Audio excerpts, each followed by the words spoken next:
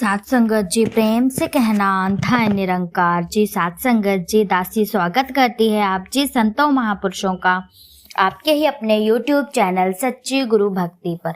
तो सात संगत जी दासी आप जी के सामने आज फिर से एक नई प्रेरणादायक कहानी लेकर के आई है। दासी आशा करती है कि आप जी संतों महापुरुषों को कहानी से कुछ न कुछ सीख जरूर मिलेगी। तो सात संगत जी कहानी का शीर्षक है कल करे सो आज कर, आज करे सो अब।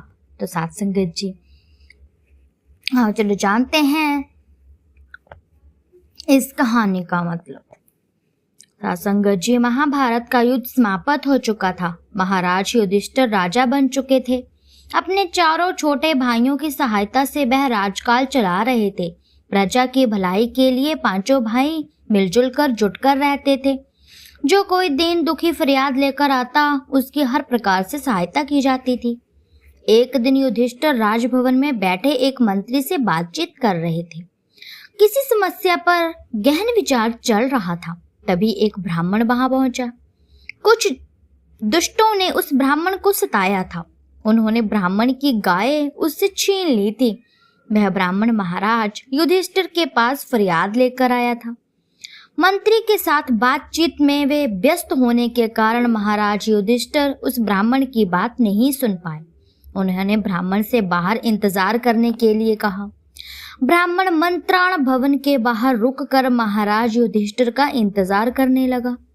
मंत्री से बातचीत समाप्त करने के बाद महाराज ने ब्राह्मण को अंदर बुलाना चाहा, लेकिन तभी वहां किसी एक अन्य देश का दूत पहुंच गया।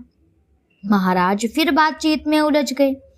इस तरह एक के बाद एक कई महानुभाव से महाराज युधिष्ठिर से बातचीत की।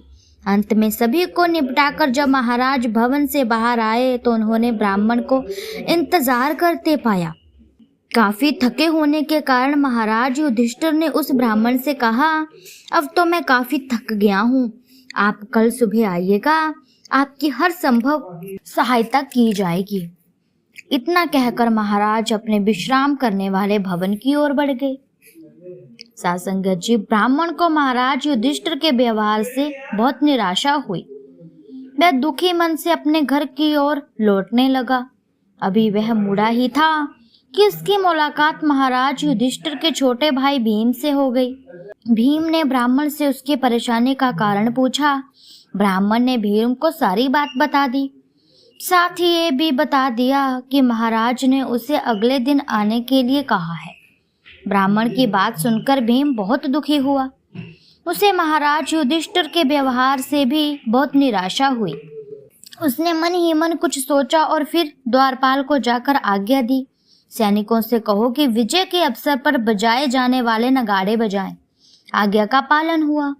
सभी द्वारों पर तैनात सैनिकों ने विजय के अवसर पर बजाए जाने वाले नगाड़े बजाने शुरू कर दिए। महाराज युधिष्ठिर ने भी नगाड़ों की आवाज सुनी। उन्हें बड़ी हैरानी हुई, नगाड़े क्यों बजाए जा रहे हैं। यह जानने के लिए वे अपने विश्राम कक्ष से बाहर आए। कक्ष से बाहर निकलते ही उनका सामना भीम से हो गया। उन्होंने भीम से पूछा, विजय के अवसर पर बजाए जाने वाले नगाड़े क्यों बजाए जा रहे हैं? हमारी सेनाओं ने किसी शत्रु पर विजय पाई थी क्या? भीम ने नम्रता से उत्तर दिया, महाराज हमारी सेनाओं ने तो किसी शत्रु पर विजय नहीं प्राप्त की, तो फिर ये नगाड़े क्यों बजाए जा रहे हैं? महाराज ने हैरान होते हुए पूछा। क्योंकि पता चला है कि महाराज युधिष्ठिर ने काल पर विजय प्राप्त कर ली है, भीम ने उत्तर दिया। सात संगत जी भीम की बात सुनकर महाराज की हैरानी और बढ़ गई। उन्होंने फिर पूछा, मैंने काल पर विजय प्राप्त कर ली है, आखिर तुम कहना क्या चाहते हो? भीम ने महाराज की आंखों में देखते हुए कहा, महाराज अभी कुछ देर पहले आपने एक ब्राह्मण से कहा था कि वे आपको कल मिलेंगे। इससे साफ जाहिर है कि आपको पता है कि आज उनकी मृत्यु नहीं हो सकती। आज काल आपका कुछ नहीं बिगाड़ सकता। ये सुनने के बाद मैंने सोचा कि अवश्य आपने काल पर विजय प्राप्त कर ली होगी, नहीं तो आप उस ब्राह्मण को कल मिलने के लिए नहीं कहते। यह सोचकर मैंने विजय के अवसर पर बजाने जाने वाले नगाड़े बजवाने शुरू कर दिए। मैंने ही सैनिकों को कहा कि जो विजय पर बजाए जाने वाले नगाड़े हैं, आप उन्हें बजाना शुरू कर दीजिए। मेरे ही कहने पर उन्होंने नगाड़े बजाने शुरू किए थे। भीम की बात सुनकर महाराज युधिष्ठिर की आंखें खुल गई। उन्हें अपनी भूल का पता चल चुका था। तभी उन्हें पीछे खड़ा हुआ ब्राह्मण दिखाई दे गया। उन्होंने उसकी बात सुनकर एकदम उनकी सहायता का आवश्यक प्रबंध करवाया। नीतिवान लोग कहते हैं, आज के काम को कल पर कभी नहीं छोड़ना चाहिए, क्योंकि कल तो काल का नाम है। आज का वर्तमान क्षण भी हमारा है। जो करना है आज इसी पल कर गुजरो, कल का क्या भरोसा, आए या ना आए। तो साथ संगत जी, इस कहानी से हमें यही सीखने को मिल रही है कि कल करे सो आज कर, आज करे सो अब। साथ संगत जी, कि जो हम काम कल करने वाले हैं वो हमें अभी करना चाहिए, आज ही करना चाहिए, बल्कि इसी समय करना चाहिए जिस पल हमने सोच लिया। क्योंकि साथ संगत जी, आने वाले समय का किसी को कोई ज्ञान नहीं है। किसी को कोई पता नहीं है कि आने वाला समय किस प्रकार का आएगा, कैसा होगा, या आएगा भी या नहीं आएगा। किसी की मृत्यु निश्चित नहीं है, किसी का जन्म निश्चित नहीं है, तो फिर हम कल पर कैसे छोड़ सकते हैं ये सब बातें। इसीलिए साथ संगत जी, इस कहानी का ही शीर्षक ये है कि कल करे सो आज कर और आज करे सो अब। तो साथ संगत जी, दासी को भी यही सीखने को मिली है इस कहानी से साथ संगत जी, कि दासी भी कई बार बोल देती है कि आज ये काम नहीं करूंगी, कल करूंगी। लेकिन साथ संगत जी, ऐसा नहीं। जो अभी दिमाग में आ गया और जो संभव है कि आज हो सकता है और बड़ी आसानी से हो सकता है, तो आज ही कर लेना चाहिए। जानबूझकर कल पर नहीं थोपना चाहिए।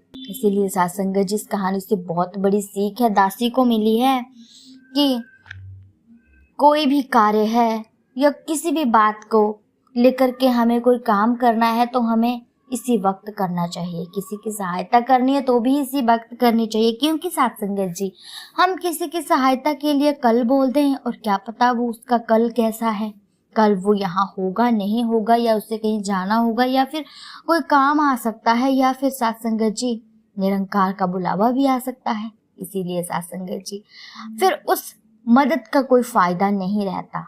फिर साथ संगत जी, सिर्फ और सिर्फ पछतावा ही हाथ लगता है, जो कि व्यर्थ है, जो कि बिल्कुल ही निष्फल होता है साथ संगत जी। इसीलिए हमें इस परम पिता परमात्मा का ध्यान करके इन चीजों की ओर बढ़ते जाना है साथ संगत जी। जो भी हमसे संभव हो पाए वो सभी कार्य अभी से करना शुरू कर दीजिए साथ संगत जी, कल पर मत छोड़िए। तो साथ संगत जी, दासी की कहानी आप जी संतों महापुरुषों को अच्छी लगी हो तो वीडियो को लाइक कीजिएगा, कमेंट में जय निरंकार जी जरूर लिखिएगा। चैनल पर नए हैं तो चैनल को सब्सक्राइब जरूर कर दीजिएगा। ऐसी ही प्रेरणादायक कहानियां मैं आप जी संतों महापुरुषों के सामने हर रोज लेकर के आती रहूंगी। अब मैं मिलती हूँ आपसे नेक्स्ट वीडियो में। तब तक के लिए धन्य निरंकार जी।